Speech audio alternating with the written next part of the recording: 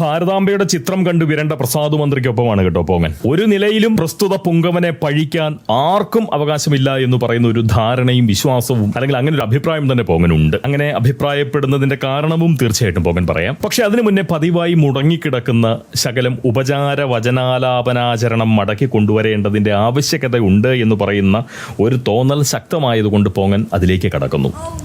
അപ്പോൾ ജാതിമത വർഗവർണ്ണ പ്രായ രാഷ്ട്രീയ ലിംഗഭേദമന്യേ എല്ലാ സഹപോങ്ങർക്കും നല്ല ഒന്നന്തര നമസ്കാരം. ഞാൻ ഹരീഷ്, പ്രബുദ്ധ കേരളത്തിലെ പ്രഥമ പോങ്ങൻ അഥവാ മുത്തുപോങ്ങൻ. എല്ലാ സഹജീവികൾക്കും പുതിയൊരു വീഡിയോയിലേക്ക് സ്വാഗതം.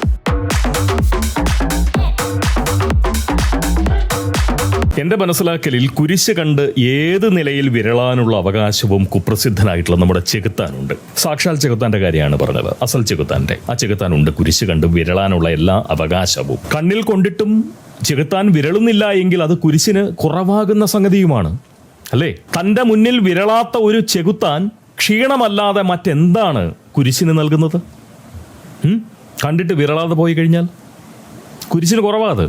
ചെകുത്താനാണോ കുരിശിന് മുന്നിൽ വിരളണം? കുരിശാണോ ചെകുത്താനെ സമുചിതം വിരട്ടുകയും വേണം? അതാണ് പരമ്പരാഗതമായിട്ടുള്ള ആചാര സംസ്കാരം. അതുകൊണ്ട് തന്നെ ഭാരതാംബയെ കണ്ടാൽ ആ സകലം വിരളേണ്ടവനാണല്ലോ പ്രസാദ്, അല്ലേ? ഭാരതാംബ വിരട്ടേണ്ടവരിൽപ്പെട്ടവനുമാണ് നമ്മുടെ പ്രസാദ്. രാജ്ഭവനിലെ ചടങ്ങിൽ ഭാരതാംബ പങ്കെടുക്കുന്നുണ്ടെന്നറിഞ്ഞ് ഒരുമാതിരി ആചാരപാലന ബുദ്ധിയോടുകൂടി വിരണ്ടുപാഞ്ഞ നമ്മുടെ പ്രസാദ് മന്ത്രിയെ പോങ്ങൻ തീർച്ചയായിട്ടും മാനിക്കുന്നു. പരമാവധി അളവിൽ തന്നെയുള്ള മാനിക്കൽ. ഇങ്ങനെ വേണം ഒരു യഥാർത്ഥ കമ്മ്യൂണിസ്റ്റ്.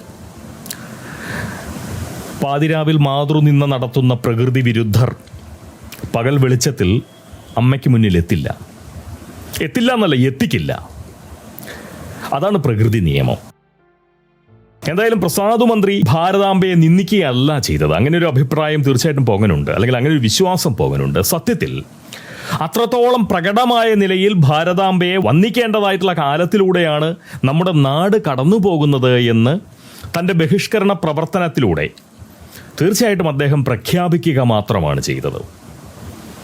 അതിനെ അങ്ങനെയാണ് എടുക്കേണ്ടത്, മനസ്സിലാക്കേണ്ടത്. അല്ലെങ്കിൽ അങ്ങനെ ഒരു വ്യാഖ്യാനമാണ് ആ ബഹിഷ്കരണത്തിന് പോങ്ങൻ നൽകാൻ ഉദ്ദേശിക്കുന്നത്. ശരിയല്ലേ എന്നാണ് എനിക്ക് തോന്നുന്നത്. ശരിയാണെന്ന് വിചാരിച്ചാണ് ഞാൻ അങ്ങനെ പറയുന്നത്. തെറ്റാണെന്ന് പറഞ്ഞു കഴിഞ്ഞാൽ അത് ബോധ്യപ്പെടുകയാണെങ്കിൽ തിരുത്തിക്കൊള്ളാം. പക്ഷെ ഇപ്പോഴും നിലവിൽ എനിക്കത് ശരിയാണെന്ന് തോന്നുന്നു. മാത്രവുമല്ല, കഴിഞ്ഞ 3 പതിറ്റാണ്ടായി റമദാൻ മാസത്തിൽ കാണപ്പെടുന്ന ദിവസങ്ങളെയെല്ലാം ഒന്നൊഴിയാതെ അങ്ങോട്ടേക്ക് പിടിച്ച് നോമ്പി എന്നാണ് പറഞ്ഞത് കേട്ടോ, നോമ്പി വിടുന്ന ഒരു സ്വഭാവവും ഇദ്ദേഹം വെച്ചു പുലർത്തുന്നുണ്ട് എന്നാണ് വാർത്ത പറഞ്ഞറിഞ്ഞത്. ആ മരമുറിയൻ്റെ ചാനലിലാണ് കണ്ടത്. അതുകൊണ്ട് അത് വിശ്വസിക്കാൻ പറ്റുമോ എന്നുള്ള കാര്യം എനിക്ക് അറിയില്ല. പക്ഷെ അത് വലിയ ജനകീയമായിട്ടുള്ള ഒരു ചാനലാണ്, ഒരുപാട് കാഴ്ചക്കാരതിനുണ്ട്. സ്വാഭാവികമായിട്ടും ഞാനതിനെ വിശ്വാസത്തിലെടുക്കുന്നു. അതിൽ പറയുന്ന മറ്റൊരു കാര്യം എന്താണെന്ന് വെച്ച് കഴിഞ്ഞാൽ ഈ യാമം ആ യാമം ഭദ്രകാളിയിൽ നിന്ന് സരസ്വതിയിലേക്ക് കൂറുമാറുന്ന നേരം നോക്കി തന്നെ എന്ന് വെച്ച് കഴിഞ്ഞാൽ കൃത്യമായിട്ട് പറഞ്ഞു കഴിഞ്ഞാൽ പുലർച്ചെ ഇദ്ദേഹം അത്താഴിക്കുമെന്നും പിന്നീട് അങ്ങോട്ട് നോമ്പു തുറ വരെ തുപ്പല് തുപ്പിയും ജലപാനം ഉപേക്ഷിച്ചും അങ്ങനെ അങ്ങ് നേരം പോക്കുമെന്നും കൂടി വാർത്തയുണ്ട്. എന്തായാലും നല്ല നിലയിൽ വിളവെടുക്കാൻ നിലമറിഞ്ഞു വിതയ്ക്കണം എന്ന് പറയുന്ന അടിസ്ഥാന കൃഷിപാഠം അറിയാവുന്നവൻ തന്നെയാണ് നമ്മുടെ ഈ രാഷ്ട്രീയ കർഷകൻ, അല്ലേ? എന്തായാലും കേട്ടിടത്തോളം മതവസ്ത്രത്തിൽ തളച്ച് കാവിക്കൊടിക്കു പകരം കയ്യിൽ ജിഹാദികളുടെ കരിങ്കൊടിയും കൊടുത്ത് നമ്മുടെ ഭാരതാംബയെ തീർത്തും മതേതരയായിട്ടുള്ള ഒരു ഇന്ദുമ്മയായി അവതരിപ്പിച്ചിരുന്നുവെങ്കിൽ ഈ നോമ്പൻ മന്ത്രി ഇമാതിരി ഒരു ബഹിഷ്കരണത്തിന് നിൽക്കില്ലായിരുന്നു എന്ന് വേണം തീർച്ചയായിട്ടും മനസ്സിലാക്കാൻ. അതുപോട്ടെ, പ്രസാദ് പറഞ്ഞത് നേരാണ്. ഭാരതാംബ RSSന്റെയാണ്. അവർ മാത്രമേ ഭാരതത്തെ അമ്മയായി കാണുന്നുള്ളൂ. അവരുള്ളത് കൊണ്ടാണ് ആ അമ്മയെ ഇതുപോലുള്ള പ്രസാദ ബുദ്ധിയുള്ള മക്കൾ വെട്ടിക്കീറി കൊല്ലാത്തത്. ആ ബോധ്യമുള്ളത് കൊണ്ടാണ് ഈ പോങ്ങൻ RSSന് ക്ഷീണം വരാതിരിക്കണം എന്ന് ആഗ്രഹിക്കുന്നത്. ആ ആഗ്രഹം പേറുന്നത് കൊണ്ടും പരസ്യമായി ഇങ്ങനെ പറയുന്നത് കൊണ്ടും അതുകൊണ്ടൊക്കെ സംഭവിക്കുന്ന സകല നഷ്ടങ്ങളെയും പോങ്ങൻ സ്വീകരിച്ച് അനുഭവിക്കുന്നതും അതുകൊണ്ട് മാത്രമാണ്. RSS എനിക്ക് കാശോ ആശയോ ഒന്നും തരാറില്ല. തന്നാലും പോങ്ങൻ വാങ്ങുകയുമില്ല. കാരണം ഭാരതം എന്റെയും അമ്മയാണ്. അതുകൊണ്ട് തന്നെ അമ്മയെ സംരക്ഷിക്കുകയും സഹായിക്കുകയും ചെയ്യുന്ന സഹോദരങ്ങളോടെ എനിക്ക് കൂറുണ്ടാവാൻ പാടുള്ളൂ എന്ന് പറയുന്ന ഒരു നിശ്ചയം എൻ്റെ ഉള്ളിലുണ്ട്. കാശ് വാങ്ങി കൂറു പേറുന്നവനല്ല പോങ്ങൻ, അത് പാടില്ലല്ലോ. പക്ഷേ കാഴ്ചകൾ തന്നാൽ വിനയ പുരസ്സരം ഈ സഹോദരൻ സ്വീകരിക്കും കേട്ടോ, അത് വേറെ കാര്യം. കാഴ്ചകൾ കിട്ടിയാലും ഇല്ലെങ്കിലും അമ്മയെ നിന്ദിക്കുകയും കഷ്ണിക്കുകയും ഒറ്റുകയും ചെയ്യുന്ന കൂടപ്പിറപ്പുകൾക്ക്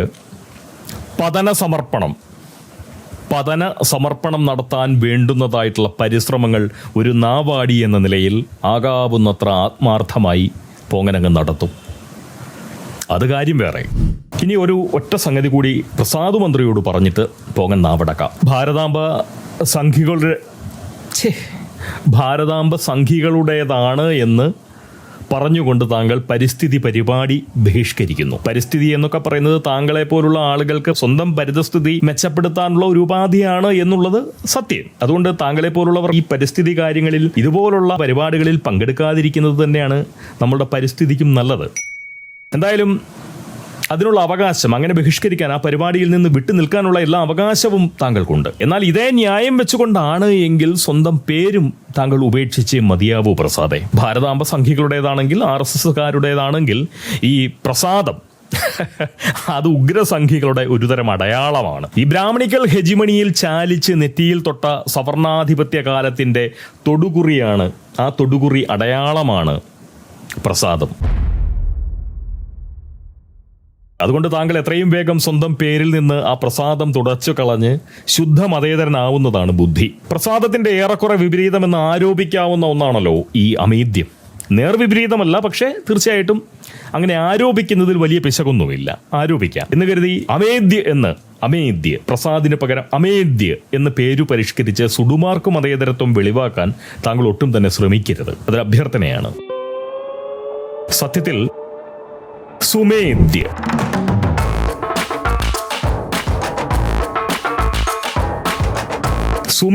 ആണ് അങ്ങയുടെ ഈ നോമ്പിതപ്പെട്ട ജീവിതയാത്രയ്ക്ക് ചേരുന്ന പേര്. സുമേദ്യ.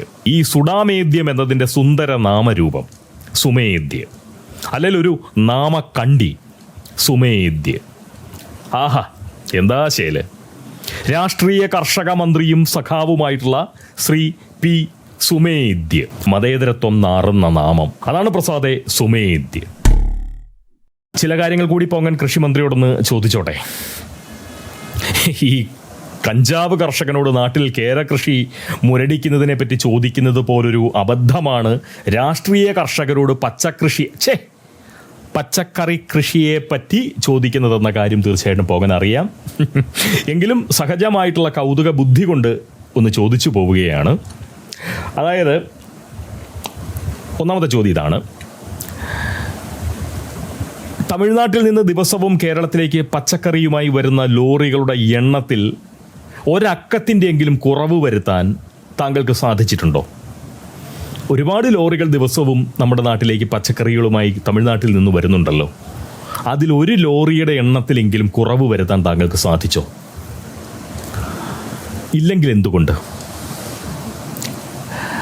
2, താങ്കളുടെ നിയോജക മണ്ഡലത്തിലൂടെയും അതുപോലെ തന്നെ ജന്മനാട്ടിലൂടെയും ഒക്കെ പോകുമ്പോൾ തരിശായി കിടക്കുന്ന വയലുകൾ ധാരാളമായി കാണാം.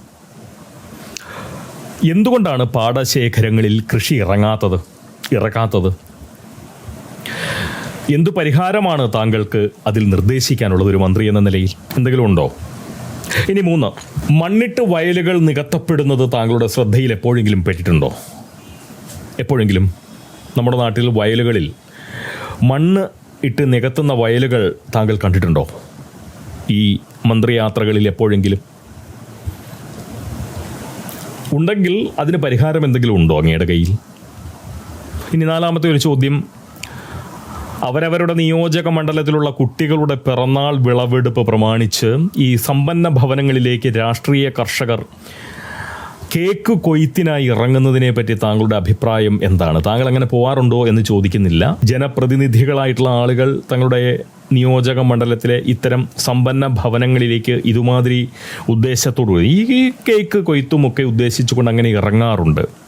പിറന്നാൾ വിളവെടുപ്പ് അത് നല്ലതാണോ വേണ്ടതാണോ എന്നുള്ള കാര്യം എനിക്കറിയില്ല.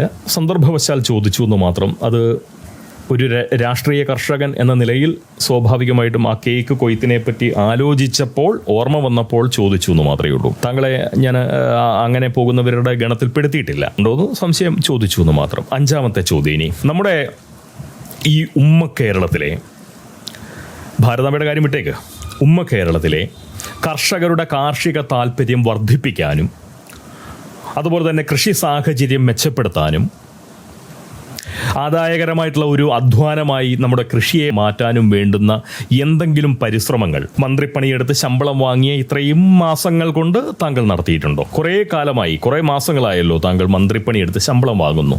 മോശമല്ലാത്ത ശമ്പളമാണെന്ന് തോന്നുന്നു അല്ലേ? അത്രയും വാങ്ങുന്നുണ്ടല്ലോ. സ്വാഭാവികമായിട്ടും എന്തെങ്കിലും അതിനൊക്കെ ആയിട്ടുള്ള പരിശ്രമങ്ങൾ നടത്തിയിട്ടുണ്ടോ, നടത്താൻ ഉദ്ദേശമുണ്ടോ? എന്ന് നടത്തുമെന്നൊന്നും പറയണ്ട.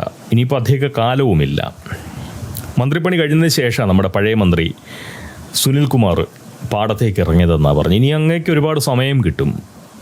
അടുത്ത ഭരണം കിട്ടിയാലും താങ്കളായിരിക്കില്ലല്ലോ കൃഷി ഇറക്കാൻ പോകുന്നത്. അപ്പോൾ താങ്കൾക്ക് ഇഷ്ടംപോലെ സമയം കിട്ടും. അപ്പോൾ ഈ പാടങ്ങളൊക്കെ തീർച്ചയായിട്ടും ഒന്ന് കൃഷിയോഗ്യമാക്കി മാറ്റാൻ സാധിച്ചിരുന്നുവെങ്കിൽ അതൊരു നല്ല കാര്യമായിരിക്കും. എന്തായാലും ഈ ചോദ്യങ്ങളൊക്കെ, ഈ 4-5 ചോദ്യം ചോദിച്ചു. ഇതിനെ പറ്റിയൊക്കെയുള്ള ഒരു വിവരം എന്താണ് എന്നൊക്കെ ഒന്ന് അറിഞ്ഞാൽ കൊള്ളാം. അത് വ്യക്തിപരമായിട്ട് എന്നെ അറിയിക്കണ്ട, ഞാൻ വായിച്ചറിഞ്ഞോളാം. അങ്ങ് ഈ പ്രവർത്തനങ്ങളിൽ നിന്ന് വായിച്ചറിഞ്ഞോളാം. അല്ലാതെ എന്നോടായിട്ടൊന്നും പറയരുതേ, ദയവായിട്ട് പെടുത്തിക്കളയരുത്. അതായത് ഇത്രയും ചോദിക്കുകയും പറയുകയും ഒക്കെ ചെയ്തതിന് എനിക്കെതിരെ ദയവായി കേസും എടുക്കരുത്. ഞാനിങ്ങനെ പറയുന്നു എന്ന് മാത്രമേ ഉള്ളൂ. അതുപോലെ തന്നെ മാനനഷ്ടം ചോദിക്കുകയും ചെയ്യരുത്. കാരണം അങ്ങയുടെ മാനത്തിന് നൽകാനുള്ള വില എൻ്റെ പക്കലില്ല. എൻ്റെ ജീവിതത്തിന് പോലും അങ്ങയുടെ മാനത്തിൻ്റെ ഒരു വിലയില്ല. ഈ ജന്മം എനിക്ക് അതൊന്നും ഉണ്ടാക്കി തരാനും സാധിക്കില്ല. അതുകൊണ്ട് ദയവായിട്ട് അങ്ങനെ ഉപദ്രവിക്കുകയൊന്നും ചെയ്യരുത്. പറഞ്ഞു പോയി, ചോദിച്ചു പോയി, അഭിപ്രായം പ്രകടിപ്പിക്കാനുള്ള, പറയാനുള്ള, അറിയിക്കാനുള്ള, ചോദിക്കാനും ഒക്കെയുള്ള സ്വാതന്ത്ര്യം നമുക്കുണ്ട് എന്നുള്ള വിചാരത്തിൻ്റെ പുറത്ത് ചെയ്തു പോകുന്നതാണ്. സത്യമായിട്ടും എന്തെങ്കിലും മനപ്രയാസം അങ്ങേക്കോ അങ്ങയുടെ ആരാധകർക്കോ ഉണ്ടായിട്ടുണ്ട് എങ്കിൽ, എൻ്റെ സംസാരം കൊണ്ട് ഉണ്ടായിട്ടുണ്ടെങ്കിൽ, അല്ലെങ്കിൽ എൻ്റെ സംസാരം അതിന് കാരണമായിട്ടുണ്ട് എങ്കിൽ, അടുത്ത തവണ അങ്ങേക്കൊപ്പം വിശുദ്ധ മാസം മുഴുവൻ വിശന്ന് നോമ്പിയിരിക്കാൻ ഈ പോങ്ങൻ ഒരുക്കമാണ്. ആത്മാർത്ഥമായിട്ട്. അതിന് എൻ്റെ സംഘിസം എന്നെ തടയില്ല. ഞാൻ പ്രതിനിധീകരിക്കുന്ന മതത്തിലെ ദൈവങ്ങളും ഒരു പ്രശ്നം ഉണ്ടാക്കില്ല. എമ്പടി ദൈവങ്ങളുണ്ട്, എമ്പടി ദൈവങ്ങൾ. അങ്ങനെ ഒരു മതത്തിലാണല്ലോ എൻ്റെ പിറവി. ആ മതത്തിലെ ഒരു ദൈവവും ഞാനൊരു വിശുദ്ധ മാസം നോക്കി നോമ്പിതപ്പെട്ടു എന്ന് പറഞ്ഞുകൊണ്ട് എന്നോട് കെറുവിക്കില്ല. ഒരു ദൈവവും എന്നോട് പിണങ്ങില്ല. അത്രേ പറയുന്നുള്ളൂ. അതുകൊണ്ട് താങ്കളോടൊപ്പം സഹകരിക്കാൻ, ആ നിലയിൽ സഹകരിക്കാൻ മാത്രമേ എനിക്ക് സാധിക്കുകയുള്ളൂ. ഞാനും നോമ്പാവും. ഞാനും ആ മാസങ്ങളിൽ നോമ്പിയിരിക്കാം. എനിക്കൊന്നും സംഭവിക്കില്ല. വിശപ്പല്ലാതെ. നിർത്തുന്നു.